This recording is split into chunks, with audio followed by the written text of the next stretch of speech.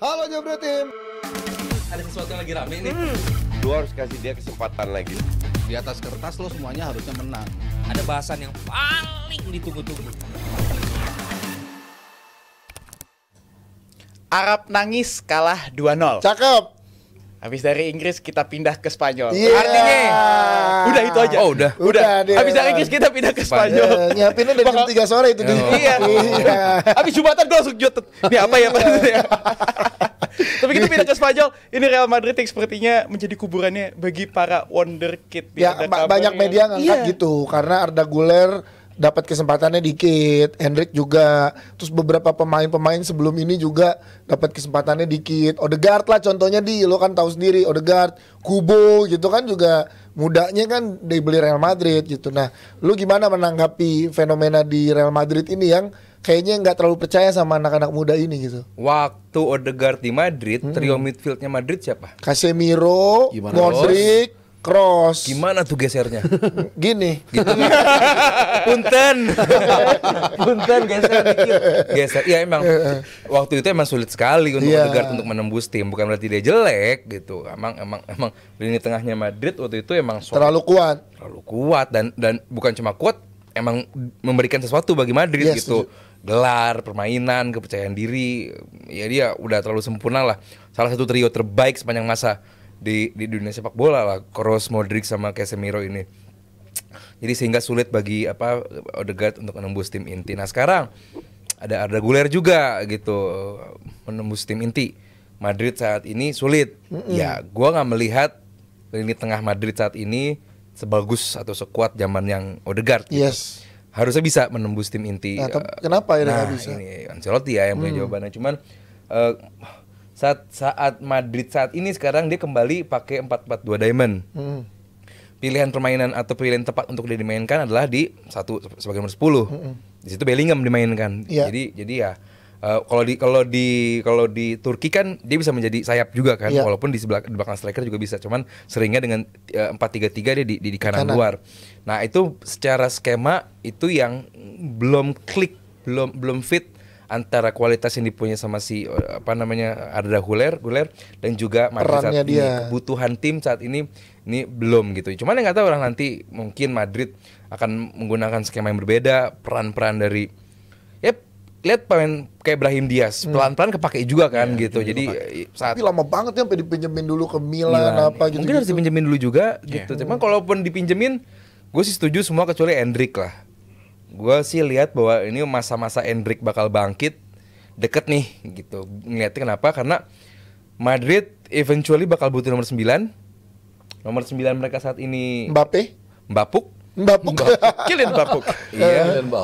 Jadi ya gue sih bakal melihat bahwa pada akhirnya Vini main sama Mbappé ganti-gantian, nomor 9-nya bakal dikasih buat Hendrik. Kalaupun dia bisa konsisten, dia bisa mengalahkan kepercayaan Ancelotti terhadap Mbappé. Cuman gue nggak tahu ya, ini Madrid gitu, klub yang in positive way politiknya juga besar gitu. Gue nggak tahu bolehkah Ancelotti mencadangkan seorang Mbappé, karena ya kita lihat dari deal yang terjadi apa nggak tahu kita ya. Perez bisa bawa, lu nggak boleh mencadangkan.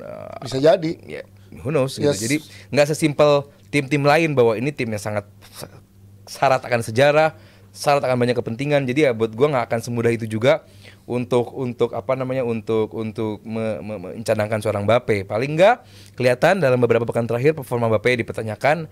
Harusnya ini bakal menjadi momen bagi Hendrik bahwa hey, I'm swooping in gitu. Nah, Bang Arfa ngeliatnya gimana pemain-pemain muda ini, Arda Güler, Hendrik.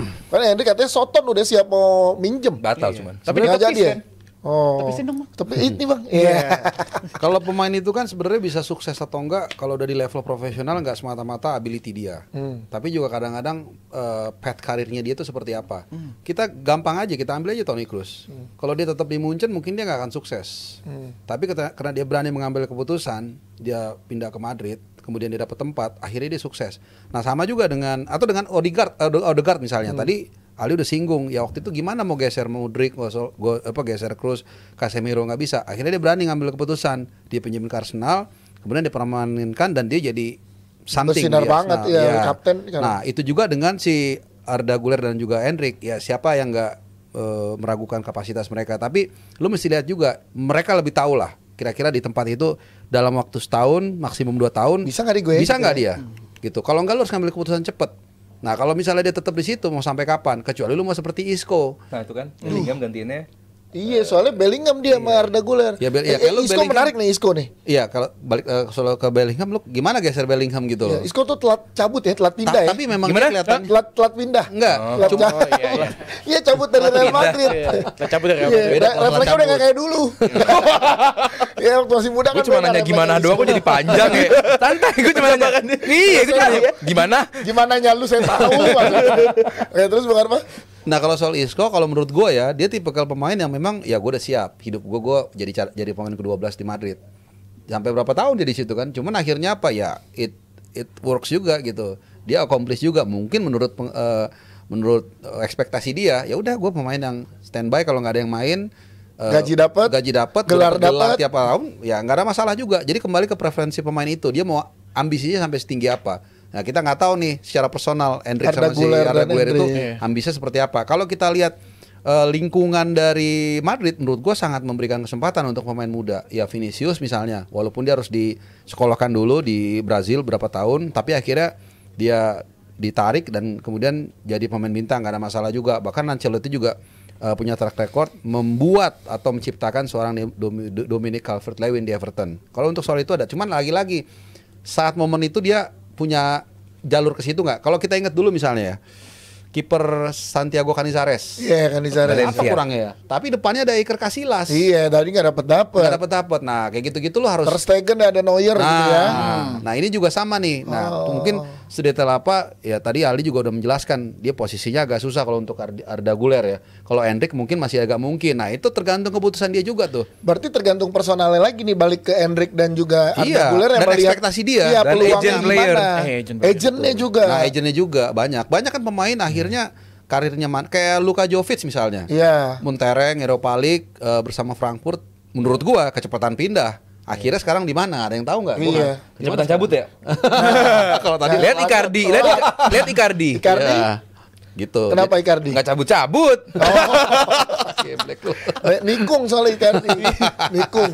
Sampai kayak kalau Dielaborasi sama dia.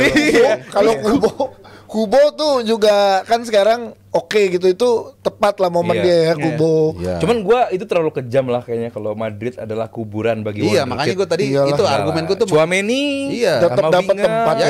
Rodrigo, Vinicius. gitu. Makanya Jadi tadi ya, argumen gue tuh sebenarnya ke situ, nggak bukan kuburan juga. Ya kalau lu punya kemampuan bersaing ya lu kayak Toni Kroos berhasil, itu bukan kuburan dong berarti. Berarti emang tergantung lo lihat ekspektasi lo Iya. gimana dan lo Dan kebutuhan tim. kebutuhan tim lo. keputusan untuk Iya. berani. Iya. Dan lu siap nggak nih jadi pelapis di sini, tapi dapat gelar tapi lu nggak main. Kayak Palmer dah gitu ya. Palmer kan juga Nah. let's say sabar ya. Bayos. Iya. Dipinjemin ke Arsenal. Iya. Cuman apa jadi first team juga? Enggak, karena Enggak. kebutuhan tim. Atau Palmer dia Iya. berani ngambil keputusan meninggalkan City sama. Lu Iya. kalau memang dia nggak berani ngambil keputusan ninggalin City, apa lu bilang oh City kuburan pemain muda? Enggak. juga.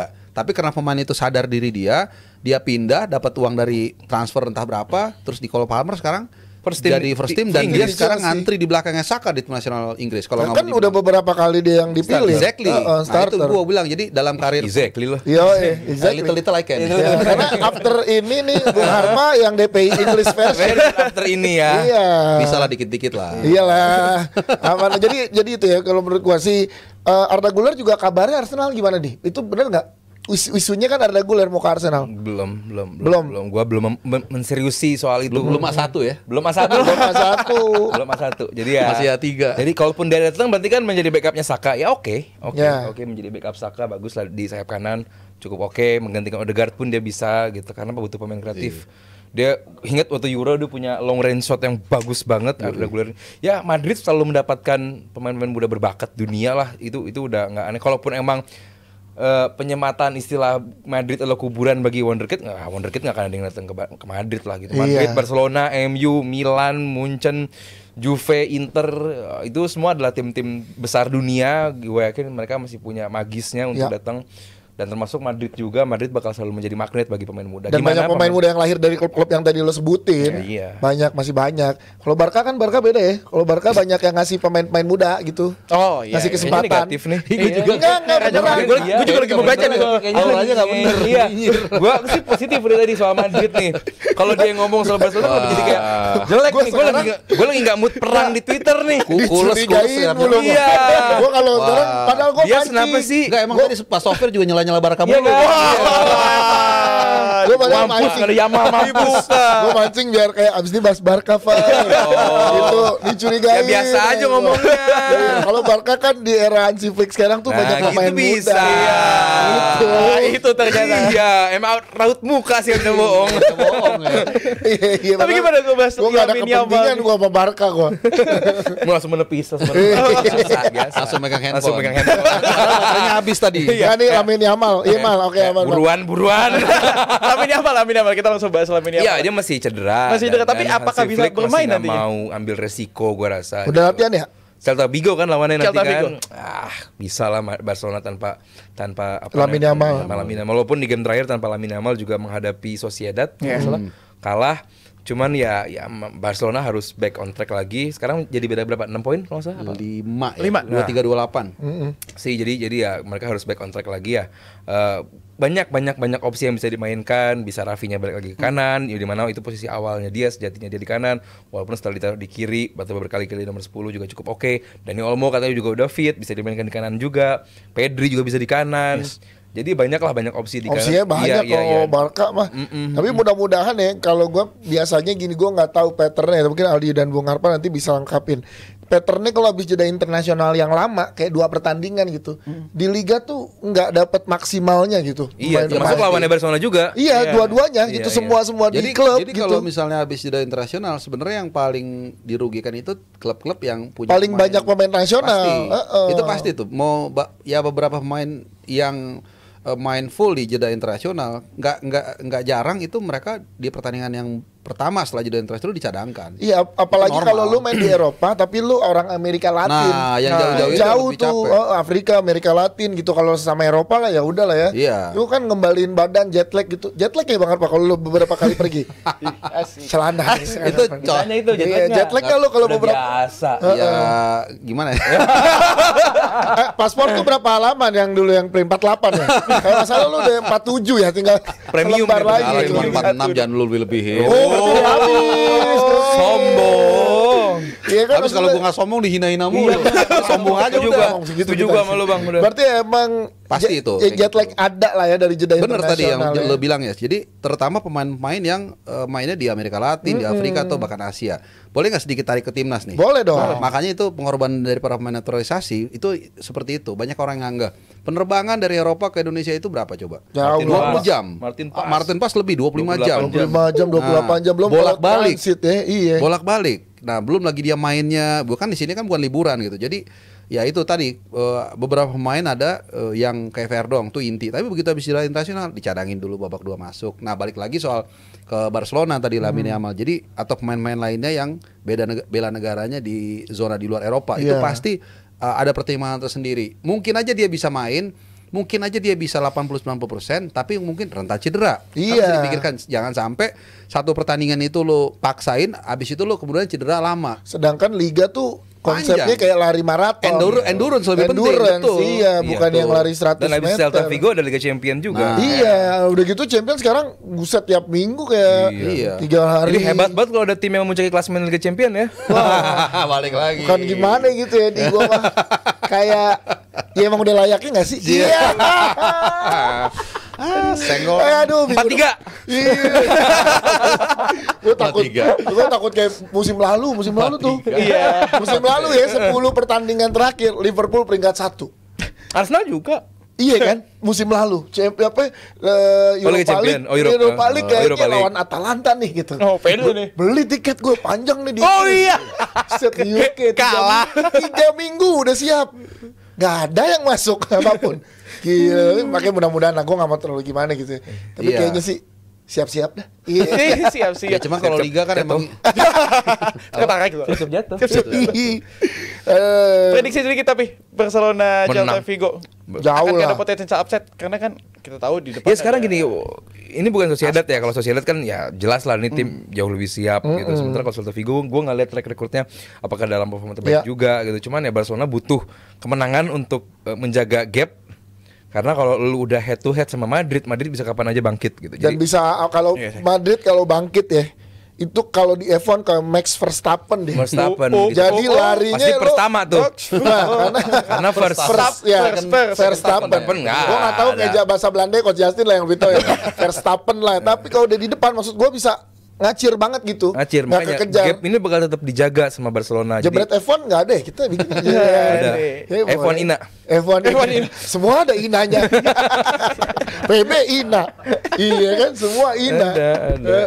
Jadi buat gue sih ya ini bakal kembali lah. Walaupun tanpa seorang Lewis Hamilton, jadi ya gue Bukan. Walaupun Amin ya, biar diajak. 2025 Hamilton ke Ferrari.